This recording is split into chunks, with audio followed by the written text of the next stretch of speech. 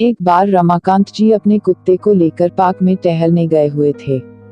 उसी समय उनके घर पर उनका एक मित्र अमन मिलने के लिए आता है। रमाकांत जी की बीवी ने अमन से कहा कि वह घर पर नहीं है, वह तो पार्क में टहलने को गए हैं। पत्नी ने उन्हें कहा, आप अंदर आकर बैठ जाइए, तब तक मैं अपने बेटे को उन्हें बुलाने के लिए भेजती हूँ। वह अंदर आकर घर में बैठ जाते हैं और रमाकांत जी का इंतजार करने लगते हैं। रमाकांत जी की पत्नी अपने लड़के को बुलाने के लिए भेजती है। कुछ ही देर में रमाकांत जी पार्क से अपने घर पर आ पहुंचते हैं और उनके साथ उनका पालतू कुत्ता भी होता है। रमाकांत जी का पालतू कुत्ता बड़ी तेजी से हौंफ रहा था। कुत्ते को ऐसे हौंफते देख उनके मित्र अमन ने रमाकांत जी से पूछा कि क्या पार्क घर से बहुत दूर है। रमाकांत जी ने उन्हें जवाब दिया, नहीं, पार्क तो पास में ही है। क्यों, क्या हुआ, आप ऐसा क्यों पूछ रहे हो?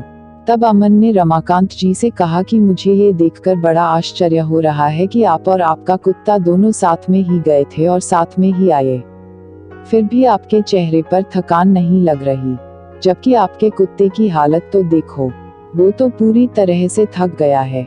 रमाकांत जी ने अमन से कहा कि मैं और मेरा यह कुत्ता एक ही रास्ते से घर वापस आए हैं और पार्क भी पास में ही है। मैं बिल्कुल भी नहीं थका हूँ, लेकिन मेरा यह कुत्ता थक गया क्योंकि मैं सीधे रास्ते से घर चलते हुए आया हूँ, जबकि मेरा पालतू कुत्ता अपनी आदत से मजबूर है। ये कुत्ता अपने आसपास अन्य कुत्तों को देखकर उनको भगाने के लिए उनके पीछे दौड़ता था और भौंकता हुआ वापस मेरे पास आ जाता था।